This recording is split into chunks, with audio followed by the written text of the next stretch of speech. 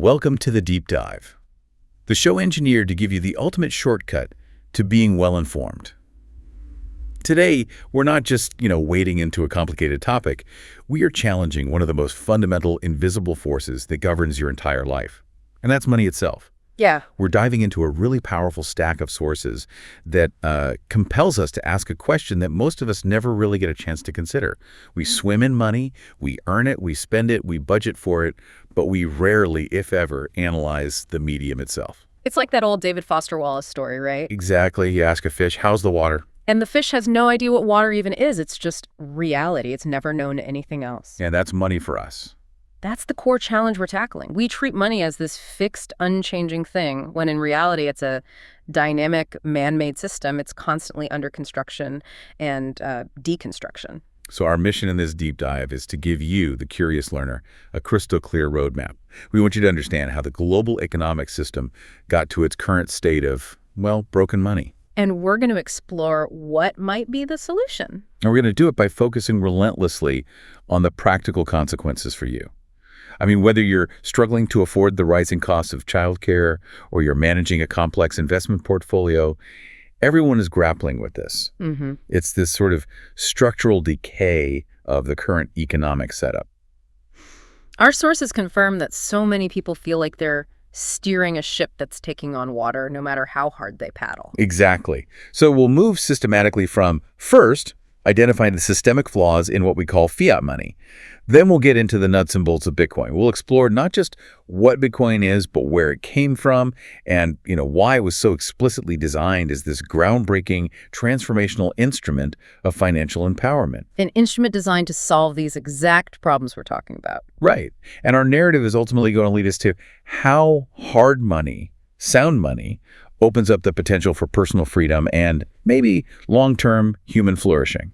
Okay, so let's start right where every listener feels the pain in their wallet. It's the simple, frustrating truth. You're working harder, but the same amount of money buys less and less every single year. Yeah, that daily coffee, the weekly grocery bill. Securing housing, paying for healthcare, the costs just move in one direction. And for decades, we've kind of just accepted this as the way the world works. Exactly. It's just inevitable. And that feeling of inevitability is our first target. Because when we talk about rising prices, we're really talking about the effect, not the cause. Okay, so what's the cause? The true root of the problem is monetary inflation. Sometimes it's called currency debasement. It's the steady, relentless increase in the overall money supply. So more money is being created. Yes. And when more dollars are created, each dollar that's already in existence it becomes less valuable. And that diminished value shows up as higher prices for everything you buy. We hear the statistics all the time, but it's when this structural decay impacts real lives that the betrayal becomes, so clear. We have a really powerful anecdote in our sources that speaks to the fading promise of the American dream. It's seen through the eyes of immigrants. My parents, actually, who came from communist Poland. Mm-hmm. And they came from a place where saving was like mandatory and government-controlled money was something you just inherently mistrusted. Totally. They arrived here and embraced the culture of the West. They used credit, they used debt, bought a modest townhome in Chicago, and put everything they had into a small Polish eatery.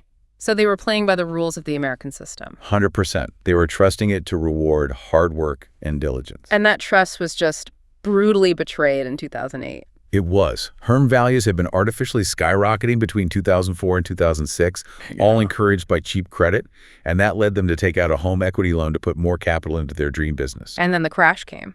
Yeah. Like a tsunami, the great financial crisis of 2008 washed away everything. They lost their home, they filed for bankruptcy, and this was after never missing a shift, after working tirelessly. And see, the anger people feel, they blame it on, localized greed, which is understandable. Of course. But that story proves they were just caught in the structural financial quicksand. The rules of the game were rigged against them. And that experience fundamentally shifted the financial belief structure for an entire generation, right? Absolutely. Their story proved that saving was no longer safe. The old advice we all grew up with, work hard and save money, that's now completely obsolete. So what replaced that old wisdom? The sources state it explicitly. A penny saved is a penny lost. Wow. Saving cash now literally means your money is losing value day by day. One source described it as being like an ice cube melting in the sun. And this forces you, the listener, into this really uncomfortable role. Yeah. You're compelled to become a reluctant part-time investor. You're constantly chasing yield or return on investment just to preserve your purchasing power. You're not even trying to get ahead. No. If your money isn't actively working for you, you're not just treading water, you are actively losing ground. It's a cruel game where you have to become a financial speculator just to protect the savings you had for your kids' education or your own retirement. And the compounding effect of this is the silent killer. Even if we use the official target of 2% annual inflation, which, as we're about to show, is a massive understatement, that number, compounded over time, just destroys wealth. Yes, the consequences are quickly magnified. If you save, say, $100,000 today and the inflation rate averages just that 2%, that money will only have the purchasing power of $50,000 in 35 years. You've lost half your value. You did everything right. You managed the boat, but it was still taking on water slowly the entire time. The system guarantees it. Your savings are melting away by design. Okay, so let's talk about those official numbers versus the reality you actually live in. We need to look closely at the government's attempt to quantify this loss.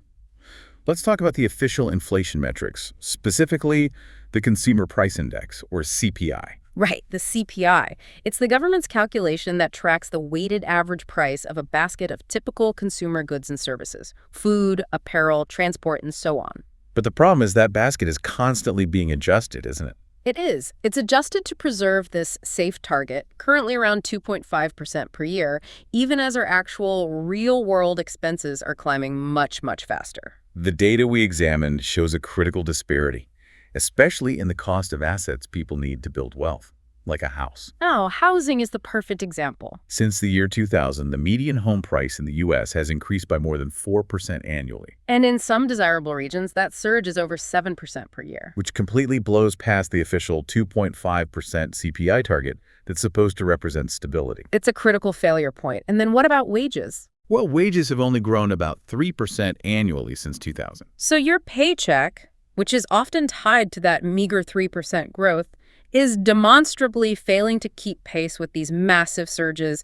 in housing, in education, in healthcare. And the crucial point here, which you mentioned, is that inflation isn't some temporary economic anomaly. No, it is baked in by design.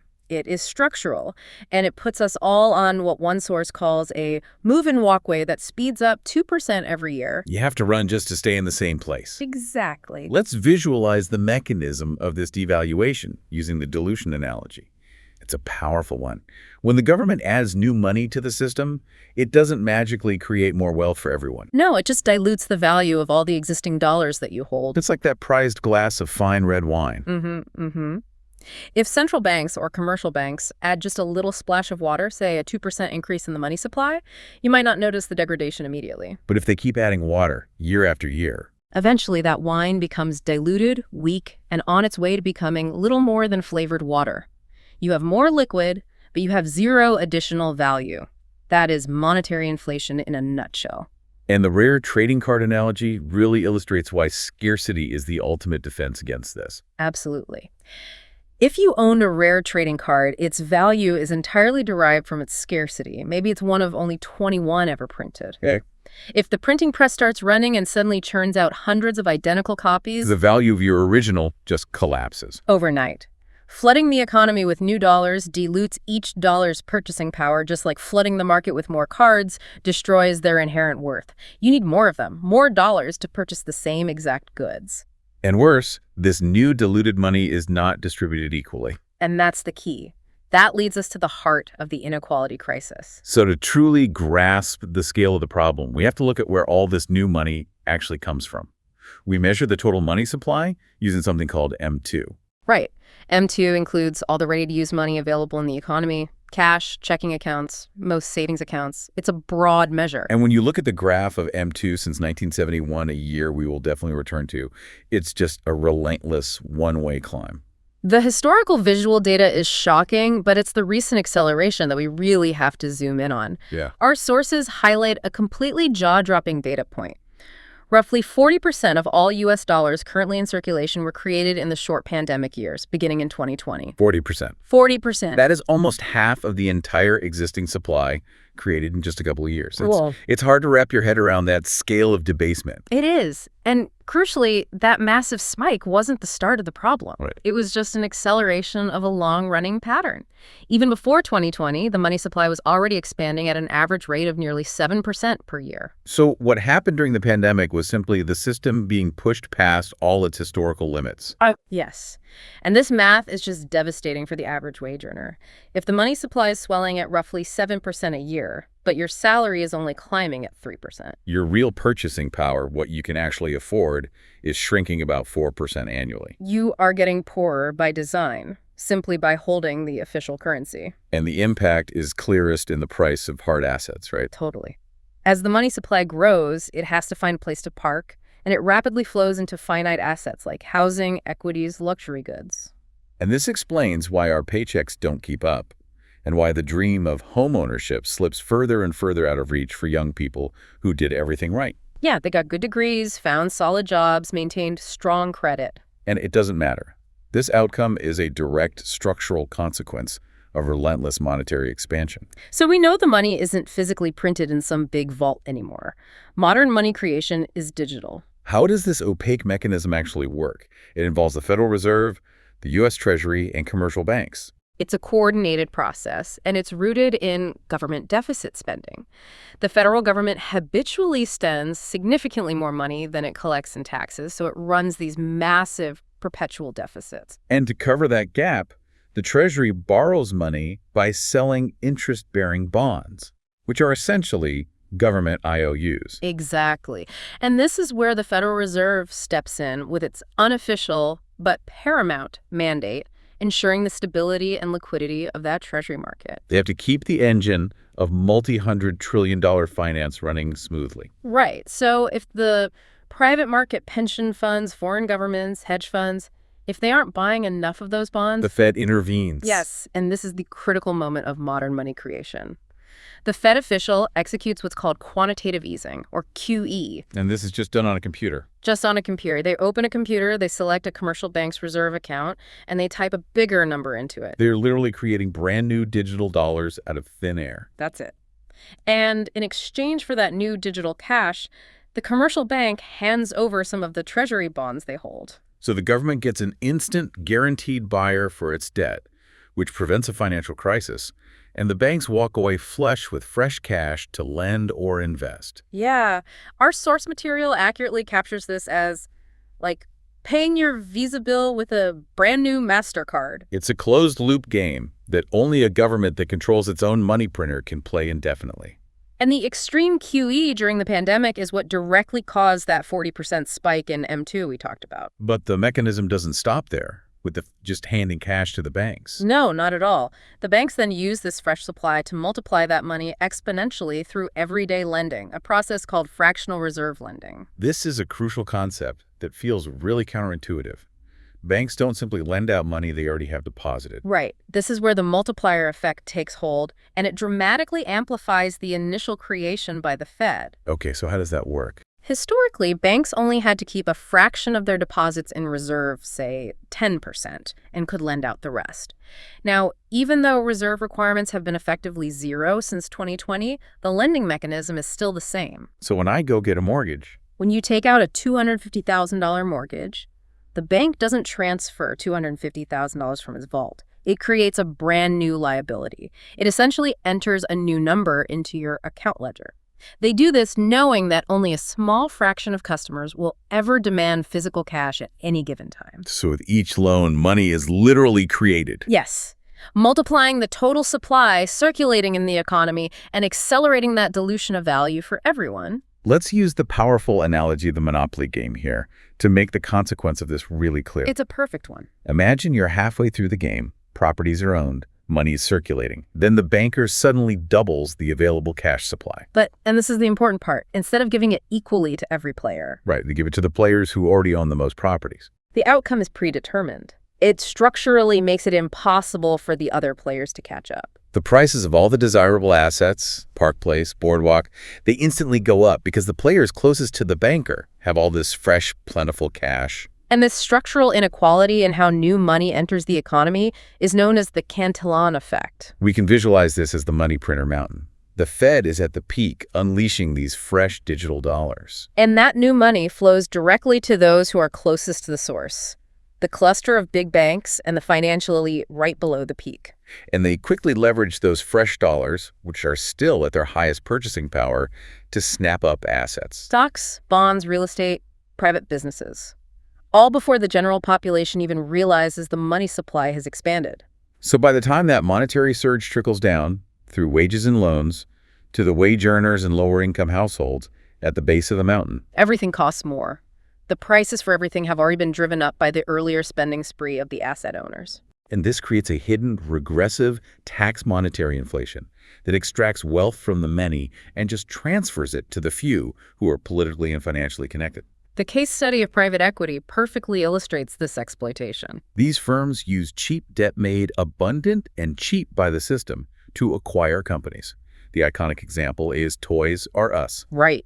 They engage in a leveraged buyout, loading the company they just bought with massive debt obligations. Toys R Us was taken private in 2005, financed by about $5 billion in debt. The PE owners then sought short-term profitability by cost-cutting, often through staff layoffs, and they charged the failing company high management fees. So facing these astronomical interest payments because of the debt load, the company inevitably buckled. It led to bankruptcy, the displacement of tens of thousands of workers. While the original asset managers walked away with profits and fees. It's a perverse economic truth, isn't it? It is. The abundance of cheap money at the top of the mountain creates scarcity everywhere else. Scarcity of jobs, scarcity of affordable housing, scarcity of opportunity. The economy becomes entirely distorted, running on rising debt that's just masquerading as genuine progress. So before we move to the solution, we have to clearly define what money is supposed to be. Right. Money serves three core functions: a medium of exchange, a unit of account, and crucially, a store of value. And it is the failure of the dollar as a reliable store of value-preserving purchasing power over time that is driving this entire crisis. Historically, we distinguish between easy money and hard money. Easy money is anything whose supply can be easily expanded, like beads, shells, or today, our fiat currency. And hard money is the opposite. Right. It's difficult to produce or manipulate, and therefore it preserves value. Gold is the most enduring historical example of that. Scarcity is the necessary ingredient. We have that tragic example from the source material using the history of agri-beads in Africa. Yeah, for centuries, communities in Western Africa used these highly desired glass beads as a form of sound money. They were scarce, they were durable, and generally fungible. But when European explorers arrived in the 16th century, they brought superior manufacturing technology. They mass-produced similar beads and just flooded the African market. And the value of the local money plummeted instantly. Because its scarcity had been compromised. And that allowed the Europeans to exchange their newly worthless beads for real wealth and resources. That is just a chilling illustration of a universal economic law. It is. If the supply of money can be increased, someone, somewhere will always be incentivized to manufacture or print it, leaving a degraded, debased form of money in its wake for everyone else. So good money needs 6 properties. Durability, portability, fungibility, so interchangeable units, sellability, easy to sell, scarcity, and divisibility. And gold succeeded for millennia because it hit 5 of those 6 properties perfectly. But it had one fatal flaw in the modern era: a lack of portability and security when held in large amounts. And this physical limitation would force the centralization of trust. So the shift from carrying heavy physical gold to using convenient paper money was initially about efficiency. But it created an immense vulnerability. Counterparty risk. The risk that the person or institution you trust to hold your asset might fail to honor their promises. And this started with medieval bankers. Yeah, they realized people rarely claimed their gold deposits all at once. So if they held, say, $100 in gold deposits, they could get away with issuing $1,000 in paper notes or claims on the gold. So they were effectively ushering in the early stages of monetary inflation and creating this illusion of wealth. Right. And this practice of issuing more claims on an asset than physically existed became standard. We call it fractional reserve banking. But a system built on the assumption that everyone won't show up at once is inherently fragile. Very. When trust faltered, say during a war or an economic panic, everyone rushed to redeem their paper notes for the gold that simply didn't exist in sufficient quantities. And this constant systemic instability led to repeated financial crises, culminating in the severe panic of 1907. And that crisis was only halted when J.P. Morgan and other wealthy financiers injected their own cash reserves to stabilize the banks. Which forced Americans to confront the flaws of a completely decentralized, chaotic banking system that was constantly prone to collapse. And this paved the way for centralization. Seizing the political moment, a small, highly influential group of politicians and bankers secretly met to design the Federal Reserve System. The resulting Federal Reserve Act of 1913 established the Fed as the central bank and, crucially, the lender of last resort. Which, while it initially stabilized the system by preventing localized bank runs, it introduced a powerful side effect: moral hazard. So banks knew the Fed would bail them out. Which allowed them to take increasingly reckless risks. This led to the absurdly low reserve ratios and speculative lending that characterized the 2008 Great Financial Crisis. So instead of localized failures leading to a natural market correction. Centralization meant that most crises became systemic. And the costs of bailing out irresponsible institutions were socialized. They were absorbed by the entire economy via money printing and currency debasement. Right. The institutions were saved, sometimes with bonuses, while the public struggled with devalued savings. The U.S. dollar's rise to global dominance is intrinsically linked to 20th century warfare. It is. During World War I, European nations were forced to suspend gold convertibility to print money and finance their war efforts. Meanwhile, the U.S. became this manufacturing powerhouse, exporting goods and accumulating massive quantities of gold reserves. But to finance its own entry into WWI in 1917, Congress loosened the gold backing rules. Right. They decided that the non-gold portion of the dollar's backing could now include U.S. government debt. Which made it easier to finance the war, but it significantly weakened the gold standard's discipline over the dollar supply. And the result? The money supply expanded, and the dollar lost over 40% of its purchasing power by 1921. That set the precedent. It did. Fast forward to 1944 and the Bretton Woods Agreement.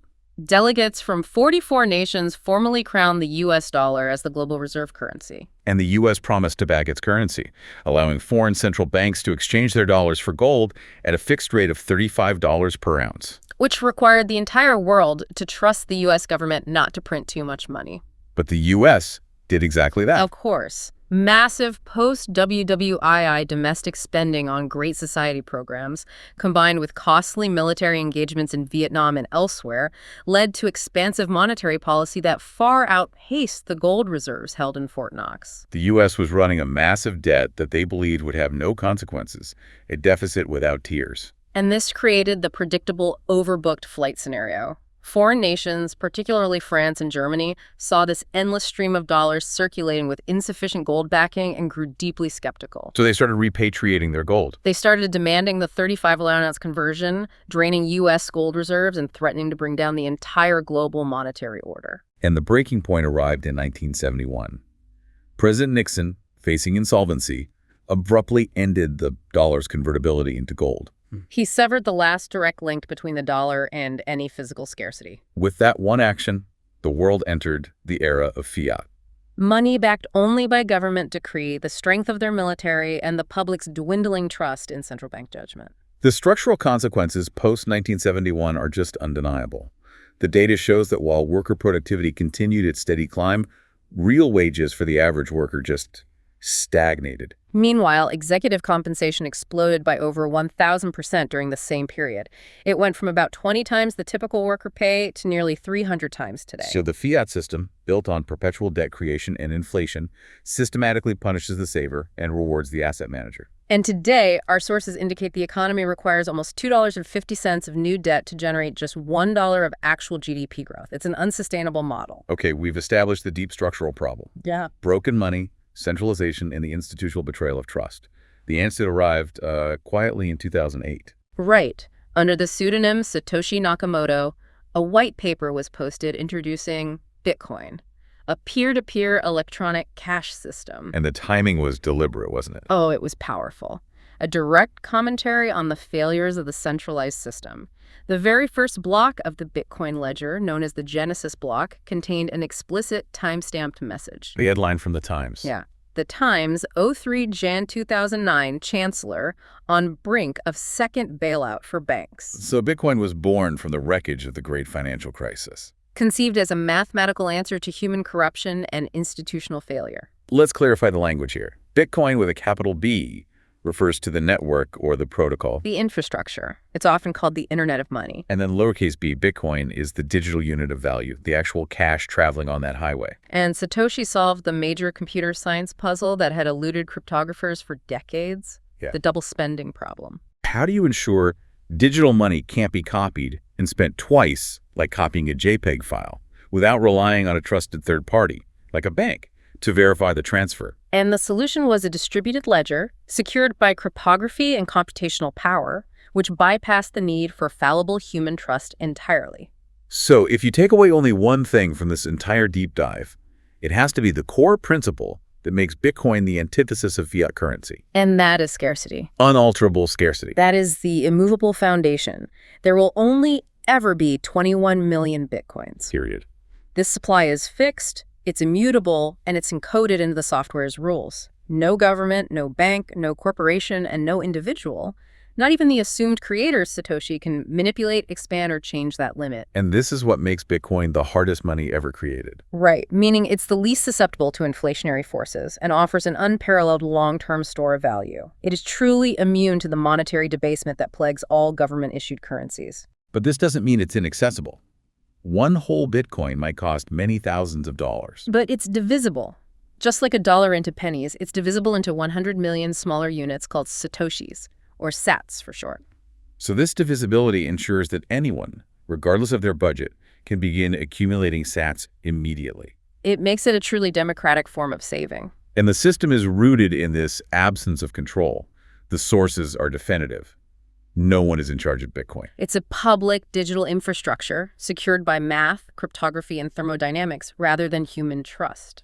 And we move away from the assumption of trust, which is so frequently betrayed, to a system based on universal real-time verification. Right. The powerful mantra of the community is, don't trust, verify. And the ledger, the blockchain, is distributed globally and visible to anyone who chooses to run the software. So how does global consensus happen without a CEO or a conductor telling everyone what the rules are? It's through that distributed ledger, the blockchain. A transaction is sealed into this ledger, which is secured through a chain of cryptographic proof. Naval Ravikant and Nick Szabo use this beautiful analogy for it. Right. A transaction is like a fly encased in amber. Exactly. Each subsequent block added to the ledger is like a new, hardened layer of amber accumulating around the transaction.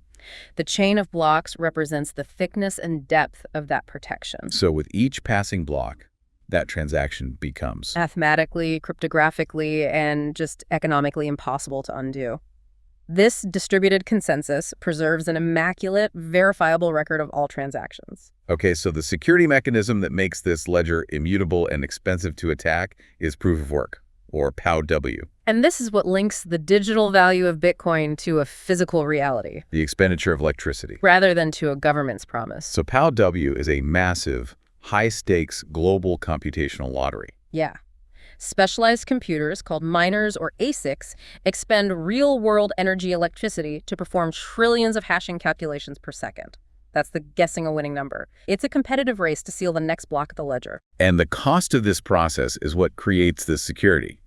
To attempt to cheat, you'd have to muster more computational power than all the honest miners combined. And then successfully redo every past cryptographic race faster than they did originally. This is known as a 51% attack. And the required computational effort turns that consumed energy into a genuine, impenetrable wall of encrypted energy. Right. Since every wrong guess costs just as much electricity as a right one, hacking becomes prohibitively expensive and impractical. The sheer expenditure of energy makes the network censorship-resistant and tamper-proof. But if mining power increases rapidly, wouldn't the finite supply of Bitcoin be exhausted too quickly? And this is where Satoshi's genius really shines through. It's the difficulty adjustment. Okay. The difficulty adjustment is the network's self-governing thermostat. It adjusts the complexity of the cryptographic puzzle every 2016 blocks, which works out to roughly every 2 weeks. And this adjustment ensures that regardless of how many miners join or leave the network, new blocks are produced, on average, every 10 minutes. It maintains the network's predictable flow and adherence to that 21 million limit. it's like an economic orchestra that maintains perfect time without any conductor. That's a great way to put it. Now, running alongside these power-hungry miners, we have a second critical layer of defense: The nodes. These are independent computers running the Bitcoin software all over the world. And the nodes are the uncompromising referees. And the worldwide chorus of truth tellers. Their sole purpose is to keep a complete copy of the blockchain and check every single proposed block against Bitcoin's unchanging fixed rulebook. So they verify digital signatures, confirm no coins are double spent, and ensure the entire history of the chain is sound. And if even one rule is broken, the nodes instantly reject the block and the network consensus holds firm. And the elegance of this system is that node verification ensures decentralization. The data load of a block is deliberately kept small. Right, so that anyone with a modest computer and an internet connection can run one. This ensures universal access and prevents power concentration in the hands of, like, giant data centers. If you can set up basic software, you can spin up a node and become an independent financial sovereign. Now, let's look at the financial incentive for the miners. The block reward. This reward, it's a subsidy of freshly minted Bitcoin plus transaction fees, operates on a precise, predetermined disinflationary schedule known as the halving. And the halving is the critical economic mechanism that enforces scarcity. It is. It halves the block reward, the number of new Bitcoins created, every 210,000 blocks, which works out to approximately every 4 years. It ensures that Bitcoin's issuance schedule is predictable and finite, capping the total supply at 21 million. So when Bitcoin launched in 2009, the reward was 50 Bitcoins per block. And it has since halved multiple times. While nearly 20 million Bitcoins have been mined in just over 15 years, the halving schedule dictates that mining the final remaining 1.2 million will take until approximately the year 2140. And this is the financial rule that hardens the asset against the political temptation to just print more. Okay, let me interrupt right there, because this is the biggest obstacle for so many people. We have to address the most common aggressive criticism that's lobbed against Bitcoin. It's massive energy consumption. The energy debate. Yes. Critics argue that even if it's less than industries like tourism, it's still energy used solely for maintaining an asset, not producing tangible goods or services. How do we justify that enormous dedicated expense to the average taxpayer? That is the essential, challenging question. And the justification lies in reframing the utility of that energy. Okay. First, just for context, the data shows Bitcoin uses less than 0.1% of the world's total energy consumption. It's an easy target, but relative to the global financial system or the energy consumed securing every gold vault worldwide, it's a fractional amount. But the key argument isn't just about how much energy, but what kind of energy and where it's being used. Precisely. Bitcoin mining is a competitive, profit-driven industry that constantly seeks the absolute cheapest energy source available globally. And the cheapest energy tends to be Stranded or curtailed energy, solar and wind power that the grid can't absorb at certain times, or methane gas that's flared off at oil wells because it's uneconomical to transport. So this is energy that would otherwise just go completely to waste. Exactly. So Bitcoin incentivizes the harnessing of that wasted energy. It acts as a flexible, fast-acting buyer of last resort for energy producers. Right. Miners can quickly turn on or off, soaking up excess energy when supply from intermittent renewables like solar or wind is high, and then powering down instantly when the grid needs capacity elsewhere. So it stabilizes the entire system. And it makes intermittent renewable projects significantly more reliable and economically viable without relying solely on taxpayer subsidies. So it creates this symbiotic relationship, which our sources liken to the oxpecker, the bird that clings to the rhino. Yeah, you might initially mistake the oxpecker for a parasitic burden, but it actually feeds on the rhino's ticks, it warns it of danger, and keeps the host healthier. And Bitcoin acts similarly for the energy grid. Far from being a burden, it actively serves energy systems by stabilizing grids, monetizing wasted resources, and contributing to the economic viability of green energy projects. So its energy use is a core security feature, not a flaw. That's the argument. Now we can move beyond the technical mechanics to the immense human impact. In hyperinflationary economies where savings are destroyed overnight, places like Venezuela, Argentina, or Lebanon, the integrity of money is a literal life raft. And its destruction is a profound human rights issue. In authoritarian regimes, the financial system is the first tool of oppression. Governments can instantly freeze bank accounts, enact financial censorship, and seize property. It proves that the foundational right to own and control your own money and property safeguards all other freedoms. Our sources are clear. In almost every dictatorship, the financial system is weaponized. So let's share some of the powerful stories of activists who rely on Bitcoin to navigate this oppression. starting with Win Kok Kuong in Myanmar. Yeah, Win Kok Kuong was a human rights activist who witnessed firsthand the military dictatorship demonetizing 80% of banknotes overnight, which financially crippled his parents' generation. And later, when the military regime froze all 6 of his bank accounts because he was a wanted man. He had one critical asset they could not seize: his Bitcoin. It was secured by his seed phrase, which he held safely in his memory. And he used that Bitcoin to pay a human smuggler and escape safely to Thailand. Right. He later made it to the U.S. and now works for the Human Rights Foundation, noting that the Burmese military orange pilled me. That experience of monetary censorship made the value of unseizable money just undeniable for him. Then you consider Farida Nabarema in Togo, a dedicated democracy fighter.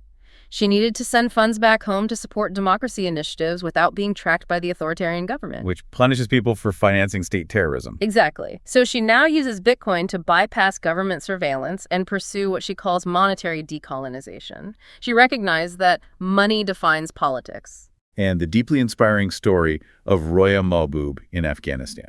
As the first female tech CEO in the country, she paid her 85% female staff in Bitcoin because many of them couldn't have bank accounts or access cash without explicit mail permission. And this radical act gave those women private financial control. A crucial step toward radical self-reliance. These anecdotes really underline that Bitcoin is not just an investment asset, it is a tool for self-determination and human dignity. It is a monetary system that no government can manipulate, seize, or shut down. And it gives people a means to bypass the sealed door of economic opportunity in hostile environments. We've called Bitcoin the Internet of Money, and that description is really precise. It moves value as seamlessly and borderlessly as the Internet moves information. And it operates strictly on a peer-to-peer basis, you and me. The current financial system is an absurdly convoluted web of intermediaries. Commercial banks, payment processors, credit card networks, settlement services, all of them are gatekeepers that take a cut, impose fees, and harvest our financial data for profit. Bitcoin just strips away these unnecessary tolls and middlemen. Look at the global remittance industry. It transfers over $800 billion annually. The various intermediaries often charge anywhere from 5% to 10% in fees per transaction. And this massive middleman tax siphons off days or even weeks of hard-earned wages from people sending money across borders to their families. Often to struggling economies, Bitcoin changes this dynamic entirely. Value transfer settles quickly, securely, and at a minuscule fraction of the cost. So it ensures that the sender's entire effort reaches those who need the money most. Exactly. The network is blind to the value, the purpose, or the destination of your transaction. It just transfers value directly, peer-to-peer, just like handing someone a $20 bill, but across oceans. Time is the ultimate finite resource, and money profoundly affects how we value that resource. Let's look at the concept of time preference. Right, how much we value the present moment over the future. Fiat money creates a pervasive high time preference culture. Because the money in your savings account constantly loses value due to structural inflation, it is economically rational to spend it now. Because it will be worth less later. Right. And this drives short-term thinking, which manifests in constant consumerism, buying the cheap, disposable items and excessive debt consumption. And this high time preference infects corporate behavior too. Oh, absolutely. Public companies prioritize maximizing short-term quarterly shareholder value and executive compensation over long-term, expensive investment in quality equipment, research, or fair employee wages. They, too, are trapped in this inflationary, short-sighted paradigm. But hard money reverses this perverse logic.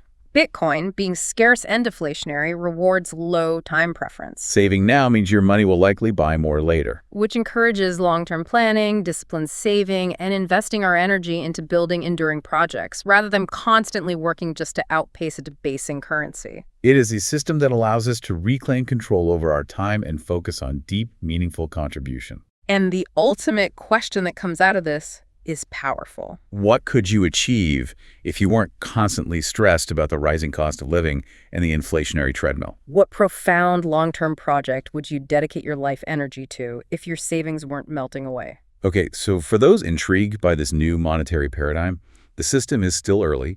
It represents a fraction of the total global wealth. You are not late. And there are 4 established primary ways for you to gain exposure to this asset. First is self-custody, or full sovereignty. This is holding your own private keys. It's the purest, most direct form of participation. It maximizes privacy and entirely eliminates counterparty risk. Second is custodial holding. This is entrusting a regulated, insured third-party exchange or service like a traditional brokerage to hold and manage your Bitcoin, similar to a traditional bank account. Third, you have ETFs and trusts.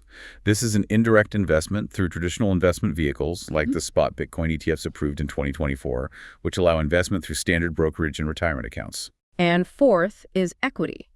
Indirectly participating by buying shares in public companies that have chosen to adopt Bitcoin as a primary treasury reserve asset like MicroStrategy or Semler Scientific. So while all those paths offer exposure, we have to be clear about the Bitcoiner mantra. Not your keys, not your coins. Self-custody eliminates that counterparty risk. The risk that your custodian might be hacked, fail, or freeze your access. But it demands personal responsibility. You truly become your own bank. You do. And this section requires personal responsibility. If Part 4 was the theory of freedom, Part 7 is the heavy lifting of securing that freedom. Even if you choose to use a custodial solution today, understanding these three core concepts is essential for future sovereignty. And remember, Bitcoin is a bearer asset, just like physical cash. If you lose control of it, it's irrevocably gone. Okay, so what are the three concepts? First is the wallet. This is simply a piece of software or hardware that manages your private keys. Second is the public address, which is like your P.O. box number. This is the address you share so people can send you Bitcoin. And third, the most crucial concept is the private key. The cryptographic signature that gives you control over the specific addresses on the public ledger where your Bitcoin is recorded. So your Bitcoin isn't physically in the wallet? No. The wallet holds the key that proves your ownership on the distributed ledger. This key is your deed. It proves your ownership of a slice of that 21 million fixed supply. And we distinguish between two main types of wallets. Hot wallets are software wallets constantly connected to the internet. They're convenient for transacting small amounts, but carry higher security risks because they're always online. And cold storage. Typically hardware wallets. They're kept offline for maximum security, isolating your private keys from online threats. These are ideal for storing large amounts of savings. And finally, the master key that must be secured at all costs is the seed phrase. This is a random, ordered set of 12 or 24 words that's generated when you initially set up your wallet. This phrase is the final backup. If you lose it or compromise it, your Bitcoin is irrevocably gone. You have to protect this phrase. Many people etch it onto metal plates and store it in multiple secure locations to protect against fire, flood, or theft. It's serious business. Okay, so once you understand these concepts and you've secured your keys, how does a transaction actually work? It's designed to be peer-to-peer and completely seamless. Sending Bitcoin involves creating a message that tells the global network, I authorize the transfer of this amount of Bitcoin from my public address to my friend's public address. You then sign that message using your unique cryptographic private key, your digital signature, to prove that you are the legitimate owner. And the miners package that transaction into a block. And the thousands of independent nodes across the globe immediately verify three things: that the signature is valid, that the sender had sufficient funds, and that the entire block adheres to the rulebook. And once it's verified and recorded on the ledger, ownership is updated instantly across the globe. There are no physical or digital objects changing hands. The public ledger simply reflects that the coins have moved from your address to your friend's address. It is money over IP, direct, peer-to-peer, and transparent for anyone to verify. So we have completed the deep dive into the world of broken money and the Bitcoin antidote. We have seen that fiat money is a centralized system built on perpetual debt and inflation, and it relies on trust in institutions that has been betrayed time and time again. From the Nixon shock to the great financial crisis. Exactly. And Bitcoin is the deliberate mathematical alternative, a system built on unchangeable rules, enforced scarcity, and distributed control. It offers an irrevocable form of property that empowers individuals even in the most hostile regimes and helps reverse that pervasive cultural sickness of high time preference. Bitcoin is poised to be the first money in history with a capacity to lift all boats. It offers a viable opt-in path to reimagine your own dreams because it preserves the value of the energy you invest today for use tomorrow. We started by considering how our relationship with time shapes everything we do. Fiat money encourages us to spend now because tomorrow will be more expensive. Bitcoin encourages saving, planning, and long-term thinking, realigning your life toward productive, enduring goals. So here is our final provocative thought for you to carry forward. If hard money freed your time, if you weren't constantly working just to outpace an inflationary currency, what profound, long-term, generational project would you dedicate your life energy to? The journey to reclaim your time and your purchasing power begins here. Bitcoin is hope, and it really is for everyone.